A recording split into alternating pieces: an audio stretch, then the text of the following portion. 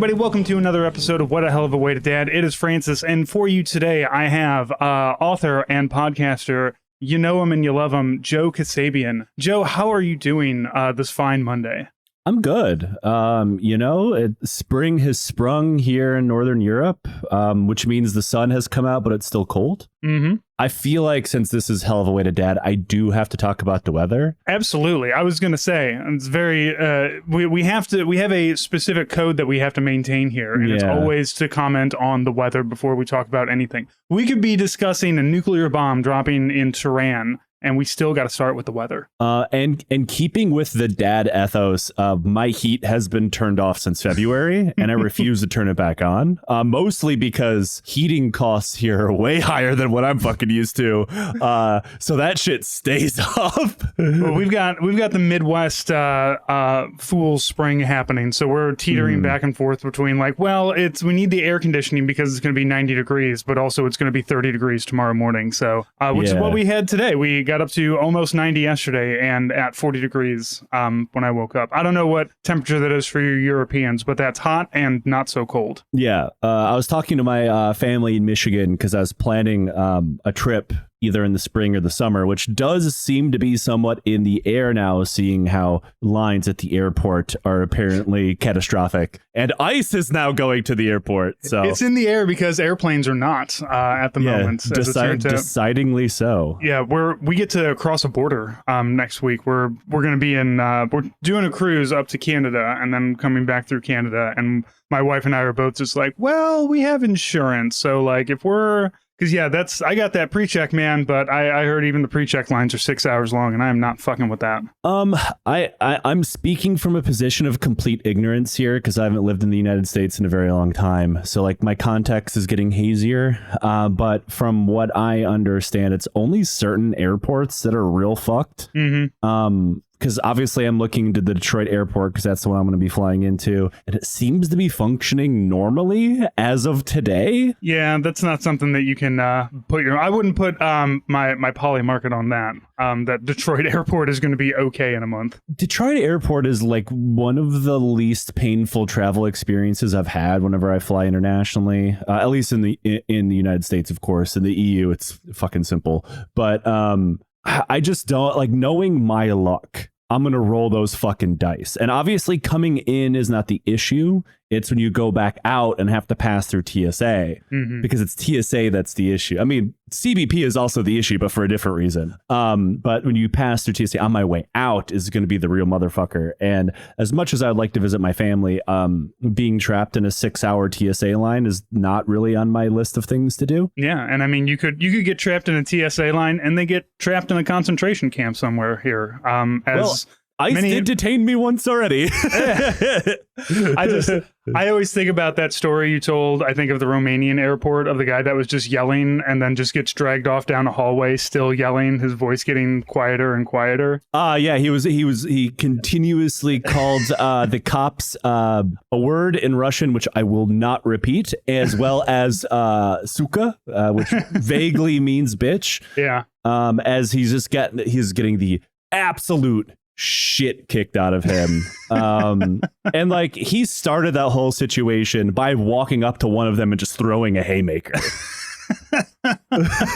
So as long as you cannot punch a cop in the face just for being there, I think maybe you'll be okay. But I wouldn't trust that in America. Don't come to America right now, kids. My last time passing through Detroit airport, I was going through customs, which despite for people who travel to the EU or have never traveled to the EU, normally, depending on where you're from, you go through a generally faster line, depending on your passport. I'm not a citizen of the EU. Obviously, I'm an American and an Armenian citizen with EU residency. So I have to go through the same line as just everyone else. And normally with an American passport, you just scan in. Now, when I enter the Netherlands, I have to go speak to the Marechaussee, which is the Royal Military Police, because then they have to check my ID card. And then I'm in within 5 minutes, right? Mm-hmm. In America, as a citizen, as anybody who's crossed the border, that line is not fucking fast at all. Mm-hmm. And I'm sitting in line, which is very long. And a woman next to me just passes out, right? like puppet strings cut, body hits the floor. And, in a previous life, I was a paramedic. And so I go about doing what I have been trained to do to help a stranger, making sure she's breathing and whatnot. But also, I've just gotten off of a 9-hour flight. I have no first aid equipment on me. Obviously, I don't have an EDC. I'm not a psycho. So I go running. Like I grab someone else from the line and said, like, just stay here with her. Because you never want to just point at a group of strangers and say, hey, watch her. You have to like individually. Yeah, you have to task someone. I'm putting the responsibility on you to stand here for 3 minutes, please. Yes. And I ran off down the line as airport security. They weren't technically security. They're like ushers that stand in line. Like they weren't CBP or TSA or anything. I go running past them as they're trying to stop me because I'm looking for someone who has a radio to call the fire department. Right, which is obviously going to be TSA or CBP, but because I'm entering the country, my only option is CBP. And I'm yelling at them like, hey, a woman needs medical attention back here. And I have never seen a group of cops look so disinterested. And I mean that because obviously working on an ambulance to deal with cops all the time, and they never give a fuck. No. But I've never seen any group of cops give less of a fuck than Border Control. And I ended up because like my cell phone had a Dutch SIM card in it. I couldn't just flip it open and dial. And like I couldn't connect to the Wi-Fi yet because for whatever reason, there's like 500 people in line all trying to connect to Wi-Fi. It's not working. So I had a guy in line next to me dial 911 in line at customs, 10 meters away from a cop who has a radio who could call the fire department. And Detroit Fire Department or whoever it was that responds to the airport, I do not remember, got there before CBP even stood up from their like little seat. Like they do not care. You can die in line waiting to get your passport stamped and they don't give a fuck, dog. Hey brother, that's one less person in front of me in line. Well, she ended up being fine. Which is, she ended up, fire department got there. She was fine. She stood up. No problems. Just locked her knees, didn't she? Probably. Yeah. Well, Joe, we're not here to talk about our travels and our tribulations. We're here to talk about a book. And for those of you who might not know the provenance of Joe and podcasting and us talking about books, much like The Ring, to finish podcasting, you must pass the curse on to somebody else. And that's what we did when we talked about the Hooligans of Kandahar many, many years ago. And we're here again to talk about the Highlands Burn, a gunpowder fantasy book. Yeah. Kind of goes beyond. So your first book, Hooligans of Kandahar, a autobiographical book about your time overseas. Then we dabbled in space communism. Yeah. But now we're moving to something that's kind of a little bit outside of kind of what I expect from you. Because I know you love Warhammer, and I know some of the books that you and I have talked about have been mostly military sci-fi kind of things. But this is still very military. I know that you can't get away from that because we love a gun. But we're adding some elements of fantasy into it. And gunpowder fantasy is not one that I'm familiar with it, but I don't really know too many books. So where are you getting your inspiration for this book from? Well, quite a few things, honestly. Several years ago, it was after I finished Hooligans. It was after you specifically, Francis, gave me like my shot, so to speak. And this is what you fucking did with it. Well, I was driving back and forth to a shitty job. I was not yet at the fire department, and like I was doing this weird job where I was at a factory working as the like attending paramedic on duty, which is a job that exists and you never have to do anything, but you just have to sit there for 12 hours. So I ended up reading endlessly, as I usually do if you leave me in a place for too long. And I found this wonderful series called The Shadow Campaigns by a guy named Django Wexler, who's become one of my favorite authors. And it was the first example of gunpowder fantasy I've ever come across. It was effectively a reimagining of the Napoleonic Wars, but also the French Revolution. I absolutely fell in love with the series and the very genre itself. There are a lot of, because my mother, I didn't find this out until I was much older. My mother loves Napoleonic War books. She owns most of the Sharp books. She owns all of the Master and Commander books. She turned me on to a book series, the Alan Leary series, which is a guy who, at the age of 17, his father, who's like a duke, is finally like, you do too much fucking and too much whoring, and you need to be set on a straight path. So I am throwing you on a ship to be an officer at the age of 17. As one does, yeah. Yeah, and as you know, like back then, you started your naval career at like 10 as a powder monkey, or if you were an officer, like 12. You know, as these it was like an apprenticeship, like except like instead of getting a trade job out of high school and working your way up through the Union, like you got thrown on there as a child. Right. And there's no escape. You can't just be like, you know what, I don't like this job. I'm going to leave. You're in the middle of the Atlantic Ocean. You're not going anywhere. And also my mother turned me on to this series, the Temeraire series, which is Napoleonic Wars, but also there's dragons. Yeah. So I really like that there's so much around this, because like Napoleonic era, and in your book, the gunpowder side of this, it's like it's kind of in that Napoleonic era, but not quite, because they're not using muskets, they're using rifles. So there's accuracy. You know, that's a very big part of it. Your musket fire was just like a volley, and then we all stab each other. That's what you get. Right. But rifles, they're, you know, but still you have kind of like, they're not automatic rifles, right? They're bolt action. At best, maybe you've got some rolling block, but like it's one bullet at a time, and then you grab another bullet, feed it in, and hammer it home. So I like that there is a limitation to the guns, and you have artillery as well, but no flying, no, nothing really modern. Right. That is something I'm going for in a long enough timeline. Like I want, not to give away too much, but it's certainly going to be about the evolution of technology within the world.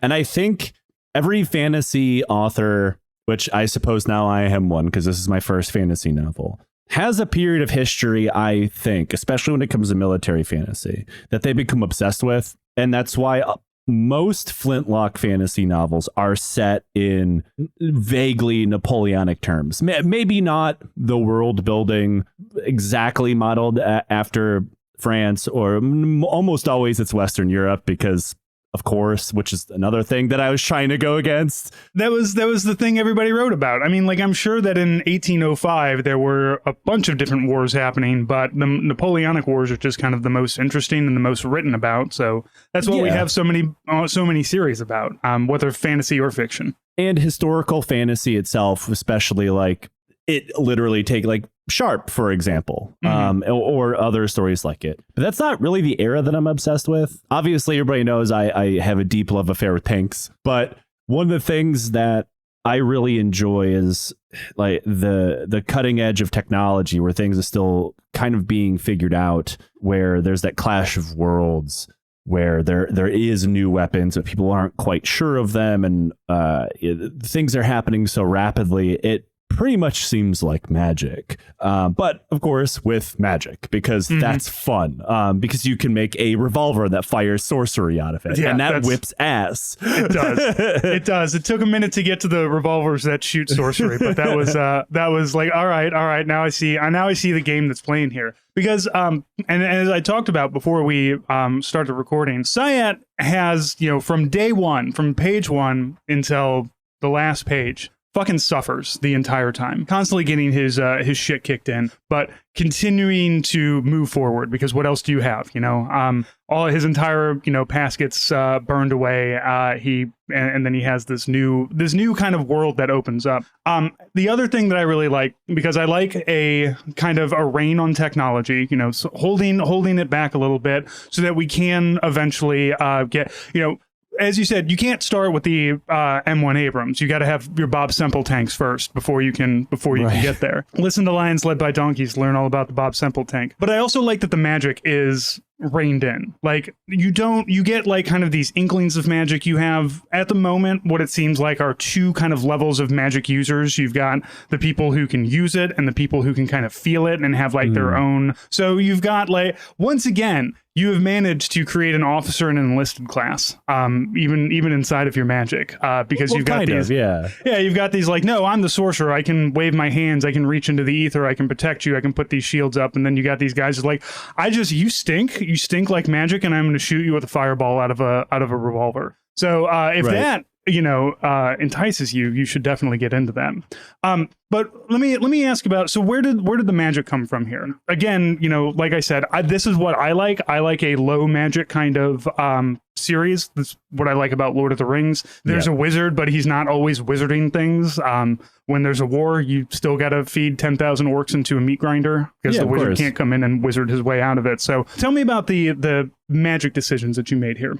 I really like low magic as well. Some of my favorite fantasy pieces of media, novels or otherwise, have a very grounded, low sense of magic. And I think the reason for that is I wanted to write, I don't necessarily want to call it grimdark, but something in the space in between. And it's really hard to do that with classical wizards, for a lack of a better term. I really like things being very, very grounded in as close to reality that isn't completely immersion breaking, but also with very strict rules. I think that's something that comes from reading a lot of the fantasy that I do, from Joe Abercrombie to George Martin to Django Wexler and Adrian Tchaikovsky's. It's like everything has a very strict set of rules because the world has rules, whether it be magic or technology or society or culture. Like there's limits that we operate within, whether it be real life or a piece of media. And I think having those outlined is really important for the understanding of the world.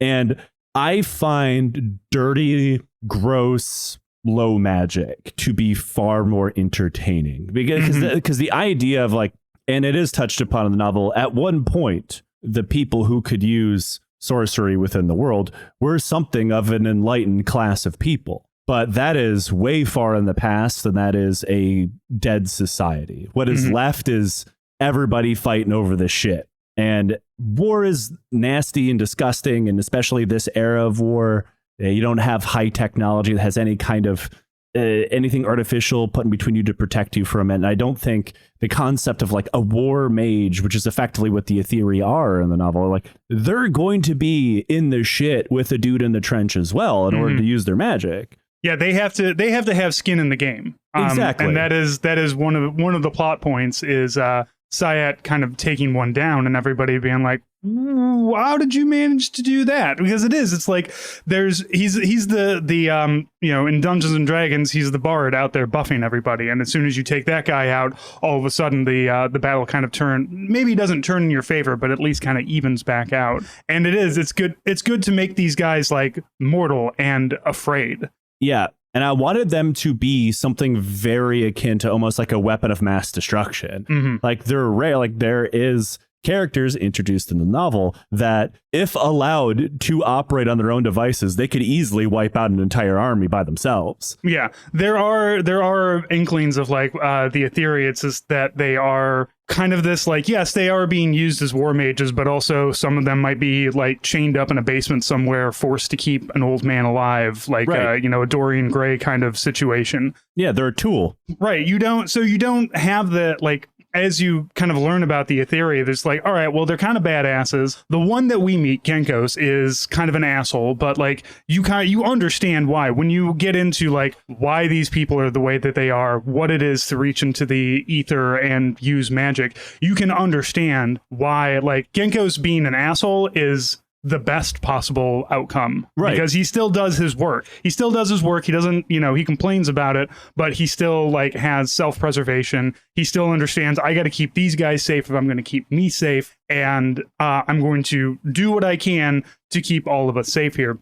And also, as you said, that kind of low, dirty magic. There's none of this like, oh, I'm just gonna wait. Like you do kind of have a like, I'm gonna wave my hands, but that's kind of a like, I'm gonna buff you. But as soon as Genkos is doing something, he's ripping his skin apart. Like he's a blood mage. He's got to use his blood to kill things. And if he uses too much, he's gonna pass out. So it's a magic that comes like, it doesn't come free, right? It's not, I'm going to use this magic and it's fine. I'm just going to, wave my wand and we're going to be protected or something. Everything comes with a cost. No matter what anybody does, there's a give and take here.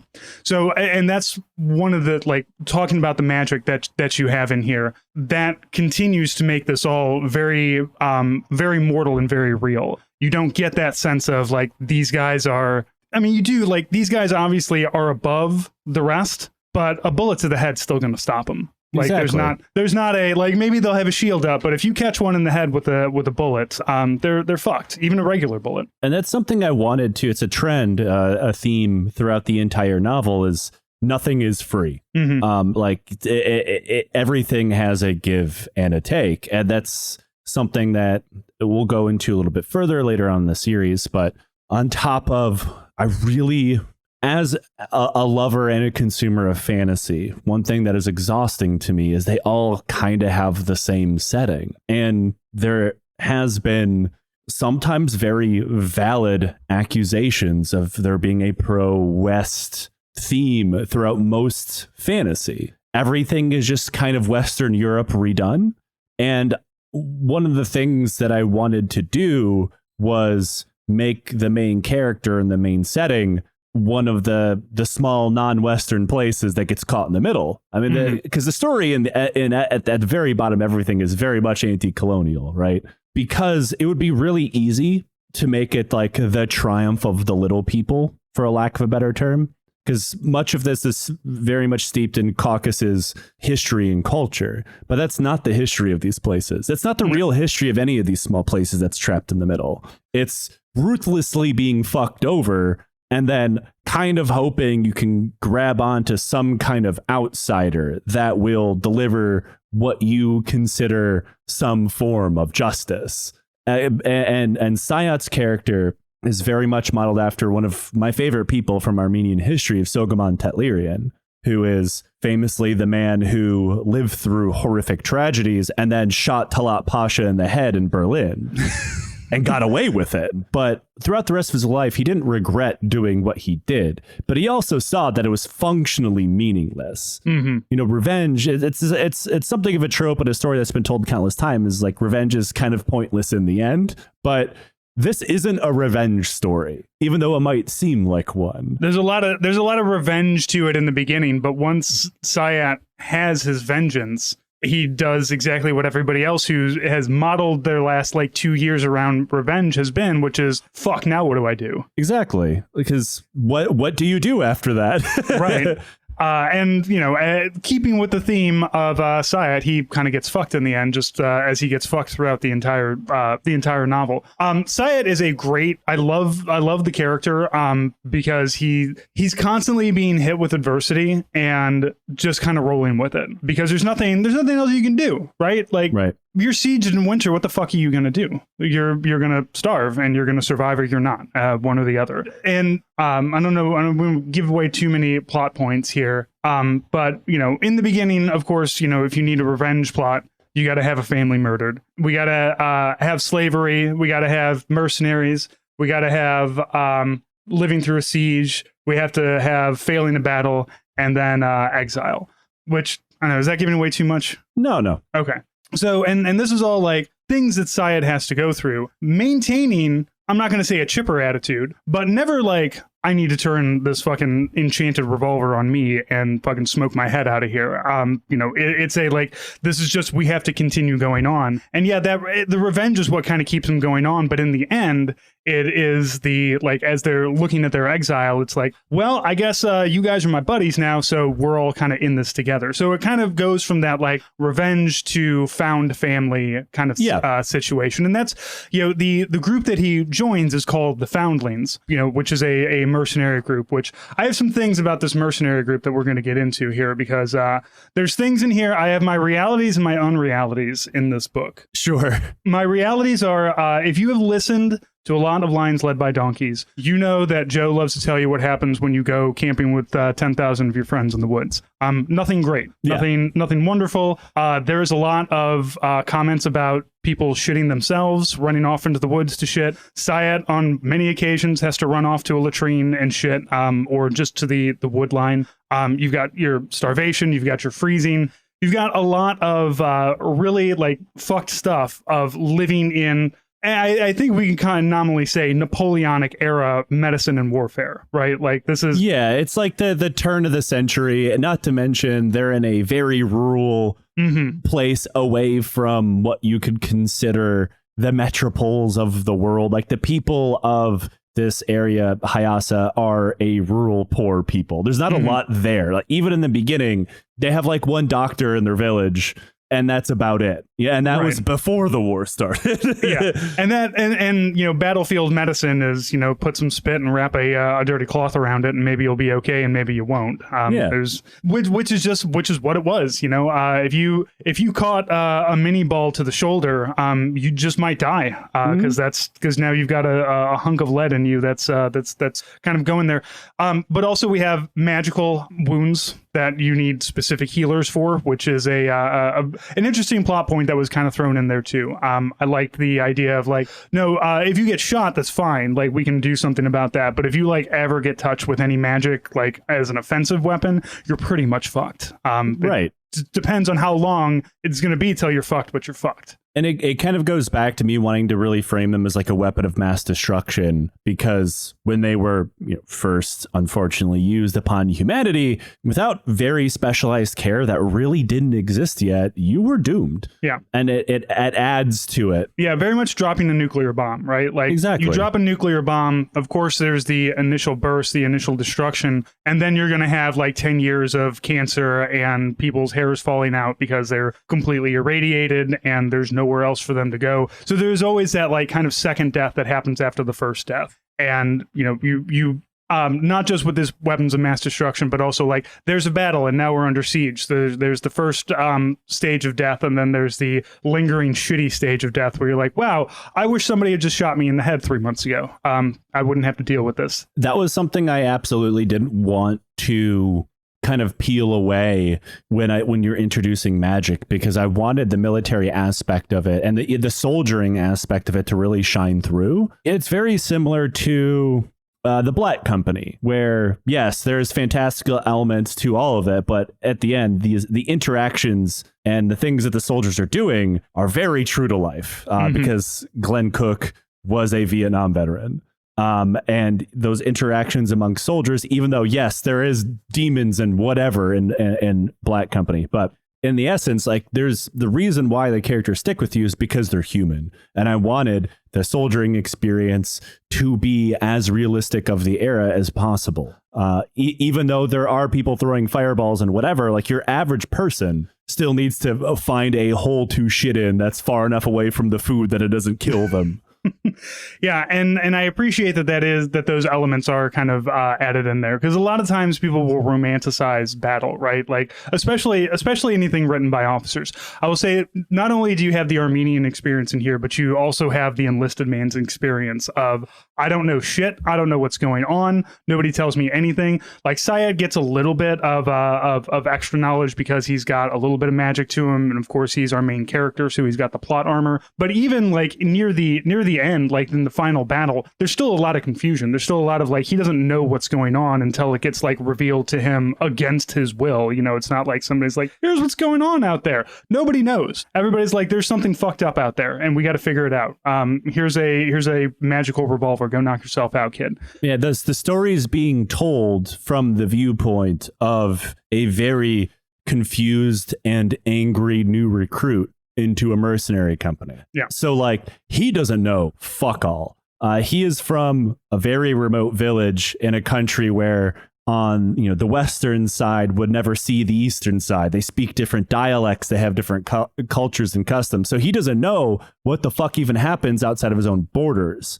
And then you introduce him into what's rapidly turning into a global conflict. He is going to be completely lost. And I felt that was the best way to introduce this world, because I've read fantasy novels that do this multiple different ways, and I will say I've had a much better time with the ones that allow you to discover the world with a character rather than just opening up the fire hose on you. And I'm not saying that those books that do that are bad or wrong or whatever. It's just a different style that doesn't hit quite as well with me. Yeah, and I like that. I like to learn about it because I will forget things. If you like reveal the entire world to me in chapter 1 and then call back to it in chapter 20, I'm going to probably have forgotten some of the things. But as long as you are like revealing this with the character, you get to learn, you get to grow with Sayat, you get to be him. You know, you get to be in the dark and kind of dumb. And, you know, he's from a backwards village. It's surprising that the boy can read, other than, you know, he's the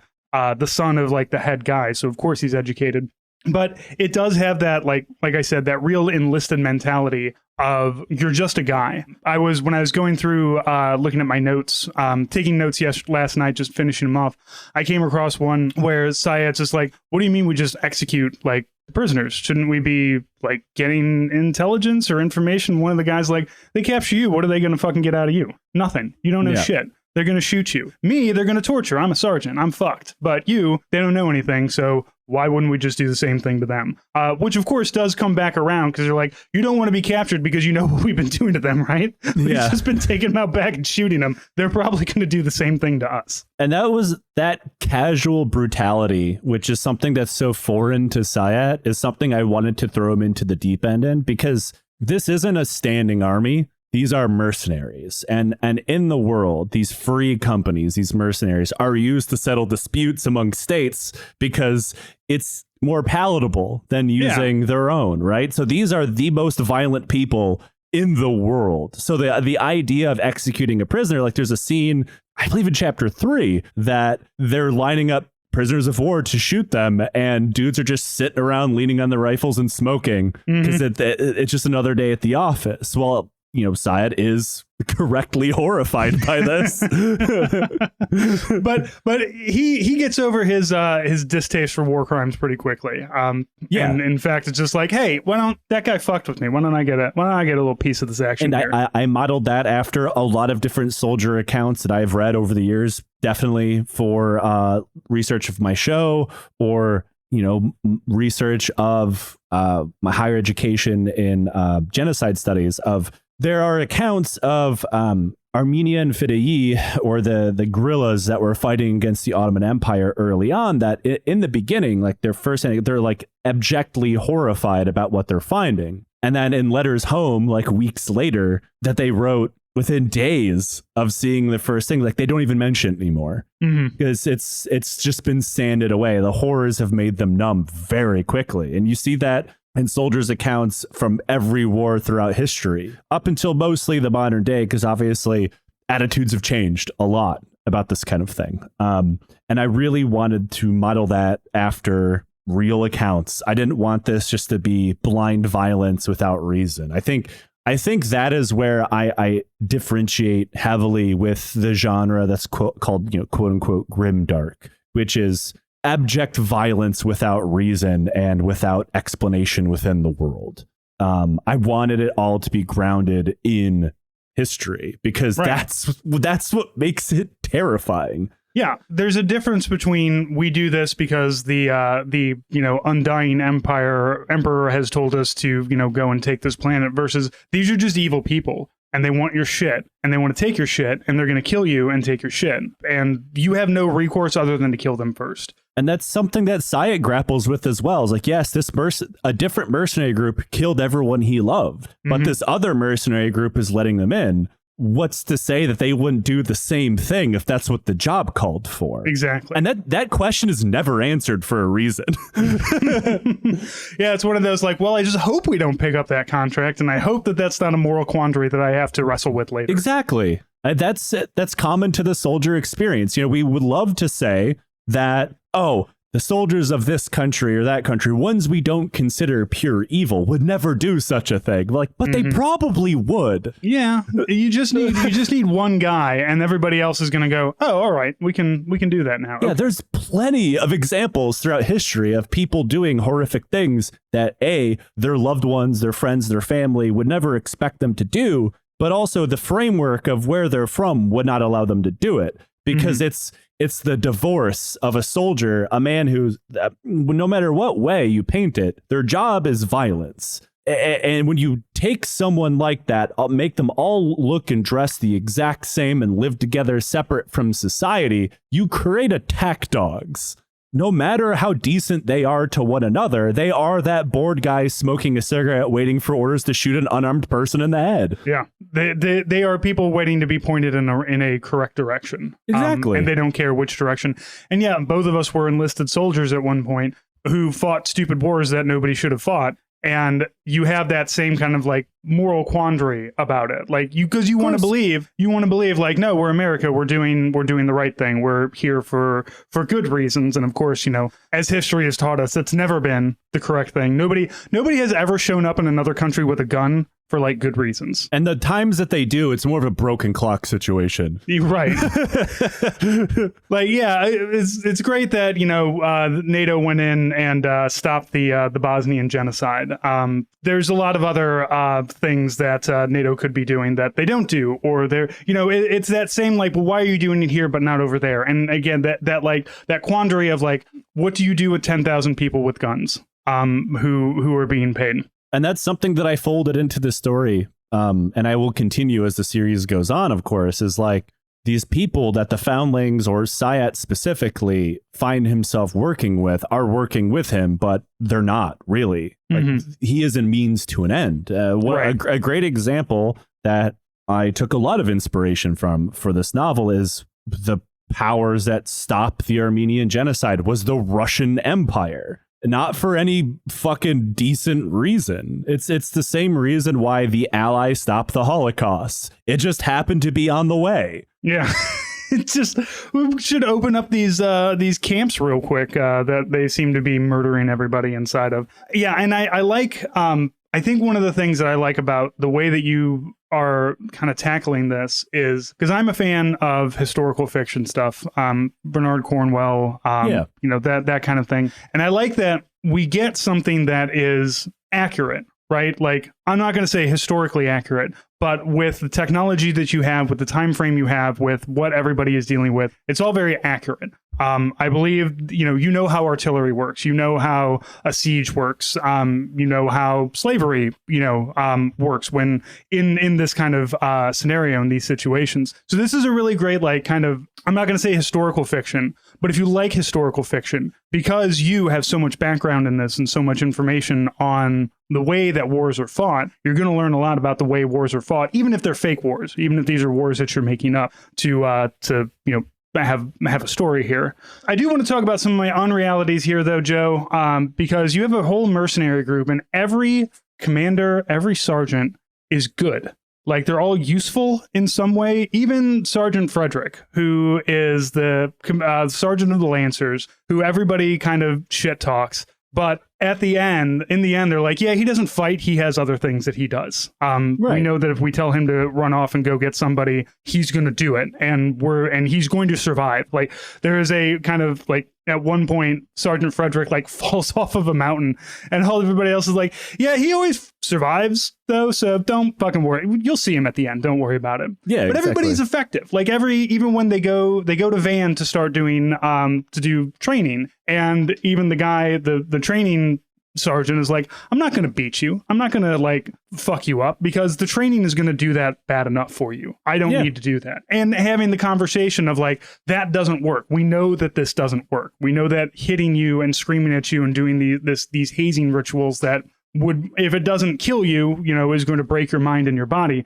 We don't do that here. And for a mercenary group, I guess because this mercenary group is specifically the Foundlings, right? So this is all people who they don't have anywhere else to go, and they are now here because where else, like Syat, where else are you going to go? Your village was burned down. You're in the middle of the fucking hinterlands here with nowhere to go. Your other option is die, basically. Pretty much, yeah.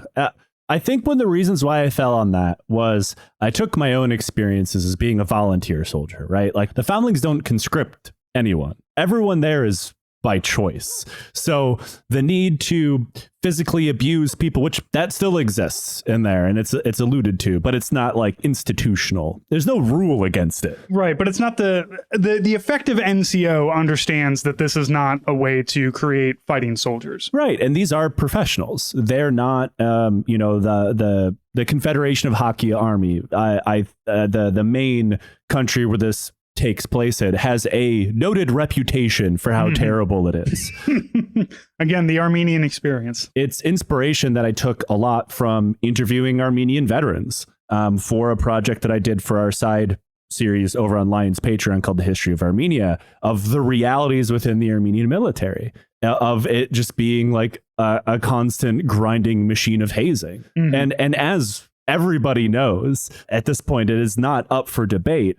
Treating your soldiers brutally does not make good soldiers. It makes people who don't want to be there. And for a mercenary company to do that, it would be an oxymoron. Sure. We need you guys here to fulfill the contract. Otherwise, none of us get paid. Yeah, and the better a mercenary group works, the better jobs they get. And you can kind of see the yin and the yang of this between the free rifles, the mercenary the bad group. guys. Yeah, the mercenary the bad group. Mercenary group. Yeah. The bad for this contract, like people hire them because they'll do that job and they'll be good at it. They will slaughter and enslave people without batting an eye. There's not every free company, not every mercenary group would be so good at that job. Luckily, we've got just the people for it. Yeah, and in any world, there's never any shortage of that, as we see in our modern era. Like when you look at something as horrible as, say, ICE, like who would take that job? They got lines out the fucking door. Yeah. You know what I mean? There's never $50,000, baby. There's never any shortage. And, I took a lot of inspiration of this, again, from the Armenian genocide, but also the Holocaust in regards to the order police, specifically the reserve police, where like they were committing mass killings. They were not ordered to do it. They were not forced to do it, I should say. They had to volunteer. And at any point, they could say, you know what? This isn't for me. Just like the mercenary groups could do. There's a scene quite early on where Lieutenant Colonel Araksai, one of the battalion commanders, says, yeah, you'd be surprised how many people don't want to just execute a POW. At no point does he say like, oh, then I have to beat their ass. Right. We'll just find a guy who's okay with it. Because don't worry, I got people who are fine with this. Yeah, if you won't do it, that's fine. We got people, and just like in real life, the people that do the brutal work are rewarded. In this case, members of the Foundlings loot corpses and they get to sell it to supplement their income. Yeah, there is like a whole big loot pile that everybody gets to throw in on, but it does seem like there's a little bit of, if you pull a tooth out of a guy's head, that's yours. It's all that gold is for you. Yeah, that's finders keepers rules. Yeah, there is a scene like that too. Yeah, and that's something I wanted to hit on heavily, is that yes, Syed is being treated well by the Foundlings, but you need to think of why. Yeah, he's useful. Yeah. His gift is he can see in the dark. Like he can, and that's the only like real magic that he has is I can see in the dark. And you do, as we said, there's like the magic users and the magic feelers. The magic feelers all have like their own little thing that they get. Yeah. Like one guy doesn't have to sleep for days on end. But yeah, like you said, he is a means to an end. He gets promoted. Not because partially because like you handled yourself well in battle, but also partially because you can use this fucking ethereal gun and kill people with it. Yeah. You know how to do this. There's a scene earlier on where Araksai says, we told you we'd feed you, but we're not a fucking charity. Yeah. So get out. Better work. Yeah, better get at it, man. Yeah, and that's as decent as decency exists in this world, which is unfortunately realistic. You need to work. It's shitty work, but we're not going to force you to do it, but you're going to do it. One of the other realities that I really liked is the one time they come across MPs and everybody immediately hates them. Yes. And I had that too, like military police, and I had that like, all right, Joe, what do we got for the military police? All right, they're corrupt and easily bribed. Gotcha. That was another, it goes back to a story. Obviously, I'm not going to name him, but I did interview him for our History of Armenia show about the hazing that goes on around the Armenian military. And he went in length about how easy it was to bribe the Armenian military police. Yeah, you can't do that with the American MPs. Like believe in their shit because they're doubly brain fucked by like being a cop and being a troop. So like they, all the like the troop respect and cop respect that Americans seem to demand. And it's like, no, I would never I would never stoop so low as to, let you give me $20 to get on the base. Well, it's also hard to bribe American military police when you all make the same salary. And it's quite good, We're like, a soldier in Armenia isn't paid barely anything because they're conscripts. Yeah. In America, it's like, no, you make way above like the medium salary and wherever it is that you live. Yeah. Nebraska ain't paying you this well, and certainly not going to give you 30 days of leave every month. So. And free health care for doing what amounts to be like jerking off in the motor pool. Hey, man, that's what it gets me into my VA appointments. That's right. Oh, I also love the fact that you have a very close relationship with a horse in this, an animal that you fucking hate. You hate horses so much. You've always talked about hating horses. But as an author, you understand that, like, me reading this, I feel bad for Syat, right? Like, I feel bad for Syat because, like, it sucks. He's living through this terrible life. I feel bad for everybody who has to live in this fucked up world where you have to fight and kill and do all these things. But an animal is innocent, right? So nobody really feels bad until the animal dies. And you have to, like, give an animal to really, because that's like one of Syat's like real breaking points is the horse. And I understand, like, just knowing you, and reading this scene with this horse and being like, I was getting a little emotional too. And then thinking is like, every time Joe mentions a horse, he talks about how he fucking hates those stupid ass animals. I had to think, because obviously for me as a person, as I sit here, my connection to animals is almost 100% surrounded by dogs, right? Yeah. I recently lost one of my dogs who I have a tattoo of. I love her so much. But in the context of how I modeled Hyasa and the Confederation of Hakia after, it would certainly be a work tool, like a horse, a mule, especially modeled after the village where my family is from. It would 100% be a horse. And you can see why in the realities of the village. They use not only a tool for Syat to be on the night watch, but also to help on the farm. And horses are so valuable that it is the entire wealth of his family is that horse. Mm-hmm. So it means everything because he has virtually nothing else. Right. It is mentioned quite a few times that Syat does not really understand. Like, he understands money, but he's lived in a area that is so poverty stricken that it's basically communist. Like, it's very communal. I don't want to say communist in a Soviet Union kind of way, but communist in that way of like that all impoverished areas have always been, which is we're all fucked. We all need to help each other. Yeah. And build one another up. So like, as soon as he starts kind of making money, it's not like, oh, I'm confused by this. What is this? What are these paper things that you're handing me? But it is once again, another one of those learning experiences that Syat has to go through, because his world now has been so demonstrably changed, and he has to completely change the way he thinks and the way he operates through this world. And money is just one of those other things that kind of gets thrown in there, where it's just like, now when I was living my peaceful life, if somebody needed bread, we just gave them bread. And now I'm in this life and I'm seeing my buddy kick a dead guy in the face to knock his teeth out so he can sell them later. Yeah. There's a difference of 12 chapters there, from those two kind of places. So the evolution of Syat is really well done. This is a great book. I am going to ding you on dropping large adult son in there. That one's for the true heads. All right. That one's for the true heads. And also that is right after a sex scene. But it's a sex scene during the siege. And all I could think of is like the gross sex scene in Enemy at the Gates. Oh, you nailed it. I wanted to write I wanted to write the world's worst sex scene because anybody who's ever read any of my books knows I really don't do sex scenes. And arguably, I still didn't here. You didn't. It's one of those... It's a fade to black situation. Exactly. Because I'm really uncomfortable. Nobody wants to read a sex scene written by me. No. Nobody wants to, like... We're fine with the pan away as they're kissing, and we all know what's going to happen. It's the implication. Parentheses, Exactly. not evil. Right. The other implication being, though, that like Syed has been shitting 10 times a day.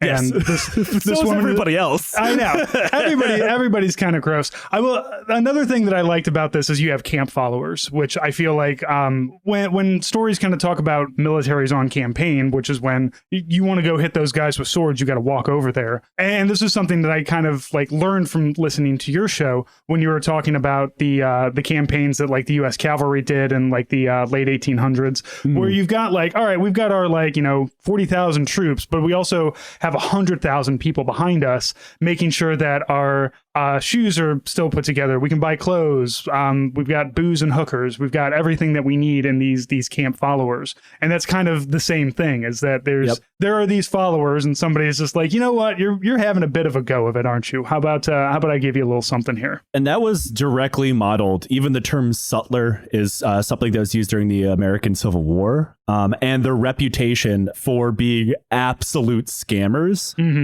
is touched upon in the book of like, yeah, they're going to rip you the fuck off, but you'll always get what you need. Yeah. Where else are you going to go? Exactly. Yeah. You're not swinging by Walmart, guys. Which was 100% true of the sutlers. Like they would charge 300% over what something was worth, but there would never be any shortages. And everybody hated them, but they were a necessary evil. Right. Well, that's the problem with economy. As soon as you involve money, everybody's going to say, well, how can I extract as much of it out of you as possible? And what is a mercenary group in this world other than just a constant money generating machine in the worst way possible anywhere it goes? Exactly.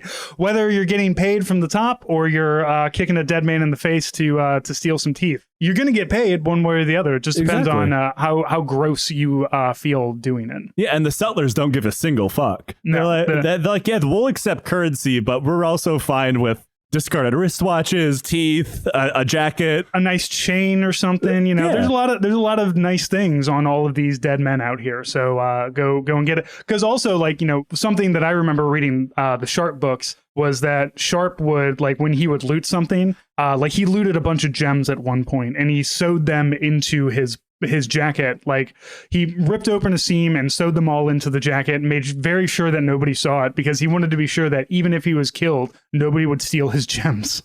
He's like, fuck all of you. I don't want anybody stealing my gems, even if I die. So you have to find a way to hide it on you. So if you are a person, and as you also kind of touch on here, soldiers don't really hold on to money, because especially mercenaries, you might die at any point in time. So they're constantly like, they get money, they spend money, they get money, they spend money. Right. But if anybody is like holding on to anything, it's going to be on their person. It's not going to be in a footlocker somewhere. No, that shit's going to get stolen. Exactly. And it's touched on slightly, like stealing within the mercenary company or the free company itself is punishable by death. But like, people are going to do it anyway. Right. It's not like they're turning people away at the recruitment desk. And that is pointed out. Like, we don't care where you came from as long as you're not a deserter. Because then we can't fucking trust you. You'll desert us too. That's true. And it is very touched upon, like, all right, you signed the paperwork. Now, if you run, you're fucked. You're not gonna survive it. And there is kind of at the end where somebody's like, Syed, you could just leave. You don't have to be here. But Syed has found his family, and he's about to go through some shit to get to the second book to continue the story on. Joe, when does this book drop out? When does this come out for everybody? It comes out May 29th, which is also coincidentally the same date we are doing a live show in London. Hey, look at that. So it is at the Rich Mix again. Tickets for both in person and the live stream are now up. I am planning on doing something for the book launch there. I don't really want to let loose what it is yet, but since this is a digital book, I will not have paper copies available. We will do something else though. So there you go. Will you sign my Kindle? Yes. But digital pre-orders for the book are available now, and it will be released on May 29th. Yes, and I highly recommend it. It's a very fun book. Like I said, you go through some shit with Syed here, but I was never in a way of like, I wish something would happen, because that shit's always happening to this poor guy. But the progression, the learning experience, the way that this world starts to open up to you, in little bits and pieces, and learning alongside Syat as this world is being revealed to you is really well done. And I know that when I hit the end of it, because I was doing that, like, why does my book say 99% done, but I don't feel like we're at a conclusion here. We're at a place where everything's going to tie up really nice, Joe. What the fuck? So I have the unfortunate position now of I have read it and I'm going to be wanting the second book for much longer than the rest of you. So Joe, get the fuck on it. Give me that second book. I'm already working on it. I have to say that I've written a lot of books now, probably too many. But this is probably the one I am the most proud of. I think it's the best writing I've ever done. And it's very funny that my writing career really took off by guesting on this show. and now, what, 8-9 years later? Yeah. Right back on it again. You got your own podcast and everything. We talked about your last book series, too. I don't think we did every book. I know we did the... there was a lot of them. It's understandable. Yeah. But I agree with you. Like, I think that your writing style has really, I'm not going to say matured, because like I don't really know what that means when it comes to a writing style. Sure. But the book is like, it's obvious that you like, because I reread Hooligans of Kandahar sometime within the last year, and it's very obvious that like you're getting more comfortable with writing. You're getting more comfortable with stories. You know, Hooligans was I'm going to say easy, because you're just writing about what happened to you. Like, it's very simple to say, here's what happened. I know these things happened because they happened to me. And now you're kind of taking those experiences and imposing them on somebody else, but also opening it up and having a lot more, I'm going to say having a lot more fun with it. Again, it's a very dirty, a very grimy kind of war book, but it's obvious that there's a love to this book that you were writing. I really enjoyed it. And I should say that writing a book is not a solitary endeavor. My editor, Ari Nielsen, is a fucking champion for putting up with my shit for the better part of a year now. Mm-hmm. And actually, as of time of recording, he's still putting up with my shit. Well, if you're working on a second book, he's going to be putting up with your shit for a long time. I certainly hope so. I plan on quite a few more books in this world. I want to follow Syat for a very long time. Good. I want to follow him too. Like I said, I want to learn more about this. Like I think revealed just enough to make everybody say, well, shit, now I have to know what happens next. I have to know about what happens with these Etheria. Yes, you've done it. You've effectively written a book that makes me want to read. I don't want to say that like you wrote a book and I didn't want to read the other ones, but you have written a book that like by the end of it, I'm definitely like hungry for more. And by the end of it, like I have this feeling of like Joe obviously has this huge story in the back of his head and all of these plot pieces. And, you know, maybe they're, you know, even right now, they're just kind of, broader plot points, but you're bringing them all together and you've created a world that I have never experienced. All right. Like it's this, you've done Napoleonic era kind of shooting, you know, artillery, gunpowder and everything. You've also added this magical element that I really like, where you've got a low magic, dirty magic, painful magic, but also there's different levels of magic users. And I'm sure we're going to learn more about that as we go along. Mm-hmm. We're going to meet more Etheria. We're going to meet more of the Lancers. We're hopefully going to get more sweet bullets that do insane damage to people. Oh, you know it. I tell you, yeah, man, that revolver reveal that really sealed it for me. So pre-order this book. I'm going to have the link down below. Pre-order this book. You should definitely read it. You should definitely support Joe, not only in his book writing, but in his podcasting on Lions Led by Donkeys. You know, if you want to understand like where Joe got a lot of his inspiration for this, listen to his other shows about people shitting in holes in the woods during the winter. There's plenty of podcast episodes about that. Yeah, it's the only fantasy novel you're gonna find historically accurate socks as well as magical revolvers. There was definitely a like, oh yeah, those foot wraps suck. That's another one for the true heads. Yeah.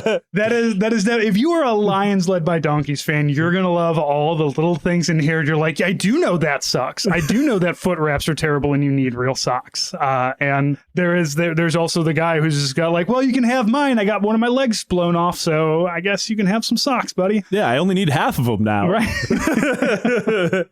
Well, everybody, like I said, check out the book, check out Joe's podcast. All those links will be down below. Joe, as always, thank you for coming on. Always love having you on and taking time out of your busy podcasting, recording, and audiobook recording and book writing and all the many, many things you do.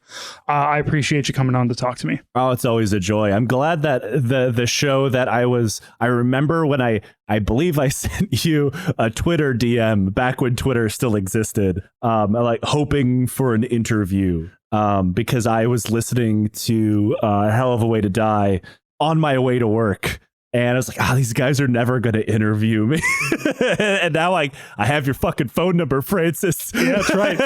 Brother, anytime you want to come on, I will always take some Joe content. We need to do a Zoo Crew episode. We haven't talked with Carrie in a while, so we got to come on and talk politics. Joe doesn't talk politics on his show unless it's